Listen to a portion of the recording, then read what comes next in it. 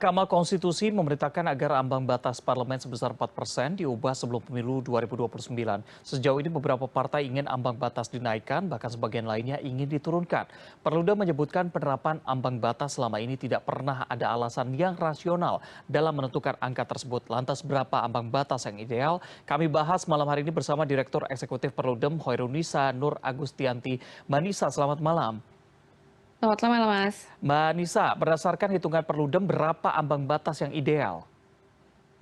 Ya, kalau kita menggunakan situasi hari ini ya, karena saat kami mengajukan ke Mahkamah Konstitusi sebetulnya kami tidak menyebutkan angka, tapi kami menawarkan formulanya. Hmm. Yang selama ini itu sebetulnya tidak pernah ada rasionalisasinya tadi gitu ya. Misalnya kenapa 4%, kenapa dari 3,5 itu naiknya ke 4%, kenapa naiknya 0,5% gitu misalnya.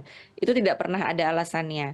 Nah, sehingga yang ditawarkan kami kepada Mahkamah Konstitusi adalah bukan menghilangkan PT-nya, tapi kita hitung kembali nih dengan cara yang rasional, yang dengan formula yang ini sudah disepakati ya dengan ilmuwan-ilmuwan politik gitu ya, Mas ya. Nah, jadi melihat dari berapa banyak besaran daerah pemilihannya, jumlah kursinya, yang kalau kita hitung dengan kondisi pemilu 2019 dan 2024 ini, memang angkanya di angka 1%. Hmm. Tapi kalau pertanyaannya kan MK mau kemudian memutuskan ini baru diperlakukan di pemilu 2029. Kalau pertanyaannya lalu berapa nanti di 2029? Ya kita perlu hitung kembali gitu ya, karena akan sangat bergantung dari berapa jumlah daerah pemilihannya untuk pemilu 2029 nanti, berapa jumlah kursi untuk pemilu 2029 nanti. Karena bisa jadi angka itu berubah. Nah, kalau angkanya berubah, tentu besaran ambang batasnya untuk pemilu 2029 juga bisa berubah, Mas. Oke, Mbak Nisa, kalau misalnya kita lihat memang tadi Mbak Nisa juga sempat menyebutkan ya, ini kenaikan angkanya sekitar 0,5%. Kalau misalnya kita lihat dari 2009 misalnya, itu 2,5% naik hingga 4% di pemilu 2019 dan juga 2024. Apa efek yang terjadi ketika memang angka ini terus dinaikkan, baik itu untuk pemilu 2029 nanti hingga 2034 misalnya? Iya, selama ini kan semangatnya menaikkan angka ambang batas parlemen itu tujuannya untuk menyederhanakan partai politik, supaya partai politik di parlemennya tidak terlalu banyak. Kira-kira alasannya seperti itu. Hmm. Nah, tapi yang terjadi adalah setelah diterapkan 2009 sampai 2019 yang lalu, partai politik kita juga tidak sederhana. Ya jumlahnya kisarannya 9, 10, 9 gitu ya. Ya tidak masuk dalam kategori partai politik yang sederhana. Nah, justru yang terjadi adalah semakin banyak suara masyarakat yang terbuang. 2019 yang lalu suara yang terbuangnya ada sekitar 13 juta suara yang terbuang gitu ya. Padahal itu suaranya sah karena mereka memilihnya ya sah gitu ya, memilih partai-partai, tapi karena partainya tidak lolos PT, maka tidak bisa ikut dihitung untuk mendapatkan kursi. Nah, suara yang terbuang yang sampai angka 13 juta ini kemudian menyebabkan hasil pemilu kita tidak proporsional. Padahal kita menggunakan sistem pemilunya, sistem pemilu proporsional. Harusnya hasil pemilunya tuh proporsional. Nah, tapi yang terjadi adalah partai politiknya tidak sederhana, tapi suaranya semakin terbuang.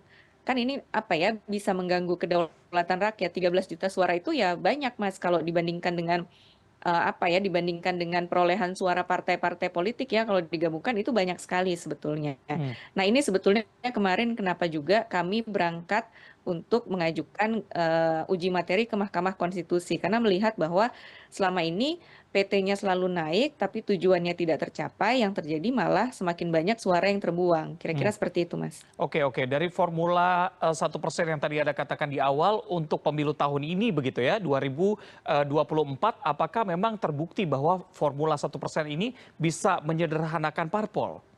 Melihat dengan jumlah suara yang ada sekarang. Iya, i- iya, iya, kalau kita melihat gitu ya, untuk menyederhanakan partai politik sebetulnya instrumennya tidak hanya dengan menaikkan angka ambang batas. Karena tadi setelah diterapkan dalam beberapa kali pemilu, ternyata ternyata partai politiknya tidak kunjung sederhana. Nah, makanya yang didorong oleh kami adalah kita mencoba untuk mencari instrumen yang lainnya. Tidak dengan menggunakan ambang batas parlemen, tapi mungkin bisa dengan instrumen yang lainnya, misalnya daerah pemilihannya. Hmm. Nah, apakah misalnya daerah pemilihannya bisa kita perkecil gitu ya dari 3 sampai 10, yang sekarang 3 sampai 10, kemudian diperkecil menjadi 3 sampai 8 atau 3 sampai 6. Nah, ini yang sebetulnya menjadi momentum sebetulnya Mas untuk betul-betul membenahi kepemiluan kita. Jadi kalau kita bicara soal penguatan sistem presidensil, penguatan pemilu kita instrumennya nggak hanya ambang batas parlemen gitu ya, tapi bisa dengan variabel-variabel sistem pemilu yang lainnya. Ada misalnya tadi daerah pemilihannya, atau kemudian ada opsi lain misalnya dengan membentuk threshold fraksinya. Jadi kalau fraksi-fraksi, kalau sekarang kan satu partai satu fraksi. Nah, bisa juga ada opsi misalnya kalau apa ya, partai-partai ini bergabung gitu ya untuk membentuk satu fraksi. Jadi kalau misalnya fraksi-fraksi ini partai-partai ini kursinya sedikit, dia bisa bergabung dengan partai-partai politik yang lainnya untuk membentuk satu fraksi. Nah, dengan misalnya kita ada threshold fraksi ini kan juga bisa upaya untuk apa ya, mendorong efektivitas di parlemen. Kalau sekarang kan misalnya partai politiknya ada 9, fraksinya ada 9, maka presiden itu ya eksekutif itu harus dalam tanda petik ya berkompromi dengan 9 partai ini untuk mengeluarkan sebuah kebijakan. Hmm. Nah, kalau ini bisa disederhanakan misalnya dengan threshold fraksi tadi bergabung gitu ya menjadi 6 fraksi atau 7 fraksi, kan akan lebih efektif juga pola pemerintahannya, Mas. Jadi memang tidak hanya dengan satu instrumen ambang batas saja, tapi bisa dengan opsi-opsi yang lainnya. Nah, yang ini kemudian menjadi momentum agar segera dibahas oleh pembentuk undang-undang. Jadi ini menurut saya harus jadi prioritas juga untuk pembenahan ya pemilu kita. Tadi variabelnya bukan hanya ambang batas, tapi juga daerah pemilihannya, pembentukan fraksinya misalnya, lalu juga bagaimana mempererat hubungan antara partai politik dengan konstituennya. Nah, ini kemudian menjadi PR-nya sekarang pasca putusan Mahkamah Konstitusi ini. Oke, Mbak Disa, kalau tadi Anda katakan salah satu formulasi yang bisa dilakukan adalah selain parliamentary threshold atau PT itu adalah pengurangan jumlah daerah pemilihan atau dapil begitu ya. Apa efeknya nanti ketika dapil dikurangi begitu? Iya, sekarang kan daerah pemilihannya untuk DPR RI ya, itu 3 sampai 10. Jadi maksudnya paling sedikit 3 kursi, paling banyak 10 kursi. Jadi bisa dibayangkan kalau satu daerah pemilihan itu kursinya ada 10, maka artinya ada kesempatan bagi 10 partai politik untuk mendapatkan kursi. Nah, kalau daerah pemilihannya diperkecil menjadi 3 sampai 8 atau 3 sampai 6 gitu ya. Katakanlah 3 sampai 6. Artinya satu daerah pemilihan ini kursinya hanya 6, artinya kan hanya memberikan kesempatan kepada 6 partai politik untuk dapat kursi. Nah, sehingga secara alamiah partai-partai ini akan terseleksi gitu ya. Nah, kalau sekarang kan langsung potong istilahnya, langsung potong dengan ambang batas parlemen tadi, langsung di-cut gitu ya sejak awal sehingga orang-orang yang memilih partai tadi suaranya jadi terbuang. Nah, ini tentu salah satu opsi ya, salah satu opsi saja yang bisa diambil. Walaupun memang berdasarkan pengalaman dalam membahas revisi Undang-Undang Pemilu yang dilakukan oleh pembentuk undang-undang, biasanya memang antar partai politik, antar fraksi-fraksi ini sudah punya hitung-hitungannya sendiri. Partai-partai politik yang punya kursi banyak, partai-partai yang besar, tentu akan pede-pede saja gitu ya kalau ambang batasnya naik, atau Hmm. misalnya kalau dapilnya diperkecil, mereka merasa percaya diri.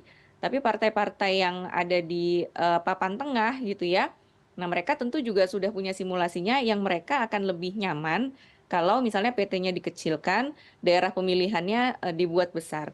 Nah, ini yang kemudian biasanya perdebatannya tuh panjang Mas saat pembahasan revisi Undang-Undang Pemilu. Tapi kan kemudian memang ini harus memilih ya karena sudah ada putusan Mahkamah Konstitusinya yang mengatakan bahwa penerapan angka ambang batas parlemen ini itu harus dihitung ulang dan MK membuat semacam panduannya. Jadi tadi misalnya panduan yang disampaikan MK itu antara lain harus tetap menjaga proporsionalitas, jangan sampai banyak suara yang terbuang, tetap ada semangat untuk penyederhanaan partai politik. Nah, panduan-panduan ini yang seharusnya nanti digunakan oleh pembentuk undang-undang dalam membuat revisi undang-undang yang baru gitu. Jadi walaupun kemudian partai politik kita ini punya kepentingannya masing-masing ya, tapi kemudian kan tadi kita berpemilu ini kan tentu tujuannya tidak sekedar ada kursi gitu ya, terpilih atau tidak terpilih, tapi ada tujuan yang lebih besar. Nah, Mahkamah Konstitusi itu selalu mengatakan bahwa desain kepemiluan kita ini haruslah yang memperkuat sistem presidensil, yang salah satunya salah satu upaya penguatannya adalah jika pemerintahannya lebih efektif kalau partai politiknya bisa lebih sederhana gitu ya yang ada di parlemen. Oke, Mbak Nisa, yang cukup menarik tadi Anda katakan bahwa biasanya partai besar memilih untuk menaikkan PT begitu ya. Saya izin mengutip ada Sekjen Gerindra Ahmad Muzani yang mengatakan memang perlu dinaikkan untuk menyederhanakan fraksi di DPR. Bahkan Ketua DPP Partai Nasdem Sugeng Suparwoto ini mengatakan bahwa dia ingin ambang batasnya di atas 7% begitu. Menurut Anda apakah memang menaikkan ambang batas setinggi itu bisa menjadi solusi? Iya, selama ini sudah dipraktikkan dinaikkan terus, ternyata kan juga tidak menyederhanakan partai politik kita. Lalu kita pertanyaannya, mau kita naikkan sampai berapa gitu ya? Kalau setiap kali pemilu ini mau dinaikkan sampai berapa? Nah, sekarang kan begini, ambang batasnya terus naik ketika tadi ya misalnya dalam satu daerah pemilihan kursinya besar-besar gitu ya, ada 10, kalau di DPRD itu sampai 12. Artinya kan itu juga membuka kesempatan bagi partai politik untuk bisa semakin besar peluangnya dapat kursi. Jadi sehingga nggak sinkron di situnya gitu. Jadi di satu sisi ingin menaikkan yang selama ini juga tidak terbukti efektivitasnya, kemudian dapilnya besar-besar. Nah ini yang kemudian perlu ditinjau ulang. Oleh sebab itu perlu ditinjau ulang. Kalau misalnya tadi dikatakan bahwa angkanya di atas 7% gitu misalnya parliamentary threshold-nya. Nah kan yang MK dalam pertimbangannya kan MK juga mengatakan selama ini kita nggak pernah ada rasionalisasinya. Kenapa angka itu? Jadi misalnya tadi 7%, angka 7% ini datangnya dari mana? Nah saat sidang di Mahkamah Konstitusi itu juga tidak ada alasannya gitu ya, karena kan DPR dan pemerintah juga dimintai keterangannya tidak ada dalam risalah-risalah sidangnya tuh nggak ketemu. Kenapa alasannya? Semangatnya selalu ingin menaikkan tadi itu gitu ya. Kalau kita ingin selalu menaikkan, istilah saya ini overkill gitu Mas buat partai politik kita. Partai politik kita ini sejak awal mau didirikan sampai kemudian mereka ikut berkompetisi, itu sudah saringannya tuh sudah banyak sekali gitu. Mulai dari pendaftaran, ada verifikasi baik administrasi dan faktual. Jadi saringannya sebetulnya sudah cukup banyak gitu ya. Nah, sehingga ketika mereka berkompetisi dan memang dipilih oleh rakyat, seharusnya suara rakyat itu yang bisa diakomodasi gitu. Jangan sampai terbuang sia-sia 13 juta suara seperti 2019 lalu ya. Mbak Disa, yang cukup menarik adalah ini dikatakan bahwa tidak ditemukan adanya formulasi angka tadi begitu ya, atau tidak pernah ada alasan rasional untuk menemukan angka mulai dari 2009 lalu 2,5% sampai dengan 4% yang digunakan di 2019 dan juga 2024. Namun pertanyaan adalah kenapa baru sekarang ini dibahas begitu? Apakah di pemilu-pemilu sebelumnya juga pembahasan ini ada dan tidak konkret juga jawabannya sampai sekarang? Iya, persoalan kalau dari sisi pembahasan, saya rasa setiap kali pembahasan undang-undang pemilu ini selalu dibahas, Mas. Ini selalu menjadi salah satu variabel yang diperdebatkan. Nah, tapi kemudian dalam setiap pembahasan undang-undang pemilu juga tidak pernah ada konsensus berapa gitu ya. Makanya terakhir di saat pembahasan Undang-Undang Nomor 7 Tahun 2017 itu semacam dibuat paket gitu ya. Beberapa hal misalnya yang tidak pernah yang sulit sekali untuk mendapatkan konsensus dalam pembahasan revisi Undang-Undang Pemilu itu antara lain pilihan sistem pemilu mau terbuka atau mau tertutup, ambang batas ini mau naik atau mau turun, lalu juga ambang batas pencalonan presiden mau dihapuskan atau tidak atau diturunkan, tadi soal besaran daerah pemilihan juga. Nah ini biasanya sulit sekali mendapatkan konsensus karena tadi partai politik kita ini sudah punya hitungannya masing-masing. Jadi kalau sekarang ada 9 fraksi, 9 partai politik di parlemen, 9-9-nya pasti sudah punya simulasinya mana yang menguntungkan mereka. Jadi setiap kali revisi pembahasan Undang-Undang Pemilu ini selalu dibahas. Nah, pasca pemilu 2019 sebetulnya ada niatan untuk melakukan revisi Undang-Undang Pemilu. Waktu itu sudah dibahas di Komisi 2, sudah dibahas di DPR gitu ya. Sudah cukup panjang perjalanannya, bahkan sudah ada opsi-opsinya terkait dengan ambang batas parlemen, tapi kemudian pemerintah di tahun 2021 mengatakan bahwa kita tidak usah merevisi Undang-Undang Pemilu. Nah, makanya untuk pemilu 2024 ini tetap angkanya di 4%. Jadi sebetulnya persoalan isu ambang batas ini ya ini selalu muncul gitu ya dalam pembahasan revisi Undang-Undang Pemilu. Hmm. Nah, kajiannya pun sebetulnya sudah cukup lama ya kalau di Perludem sendiri sudah melakukan sejak 2012, beberapa kali pun juga sudah melakukan upaya advokasi, tapi memang kemudian ya tadi itu karena apa ya, karena persoalan untung rugi ya, kalau bagi partai politik tuh untung rugi mana yang menguntungkan buat mereka gitu ya, itulah yang mereka pilih sehingga biasanya selalu mentok gitu ya, pembahasannya. Nah, makanya dengan adanya putusan Mahkamah Konstitusi ini menjadi momentum sebetulnya karena MK sudah membuat semacam panduannya. Nah, tinggal kemudian nanti pembentuk undang-undang lah yang mengikuti panduan-panduan dari Mahkamah Konstitusi ini. MK mengingatkan bahwa selama ini angkanya tidak pernah tahu alasannya kenapa angka tersebut yang dipilih, dan juga harus tetap tadi menjaga proporsionalitas agar jangan sampai semakin banyak suara rakyat yang terbuang. Oke, dengan waktu yang ada saat ini kita harapkan memang pembahasan ini bisa lebih dalam lagi. Tadi yang kalau Anda katakan memang formulanya tidak hanya satu, tidak hanya mengurangi PT saja, tapi ada beberapa opsi lainnya sehingga ini diharapkan tidak terjadi pembuangan suara yang cukup besar seperti pemilu 2019 lalu. Terima kasih sudah berbincang malam hari ini bersama kami, Direktur Eksekutif Perludem, Hoirunisa Nur Agustianti. Selamat malam. Selamat malam, Mas.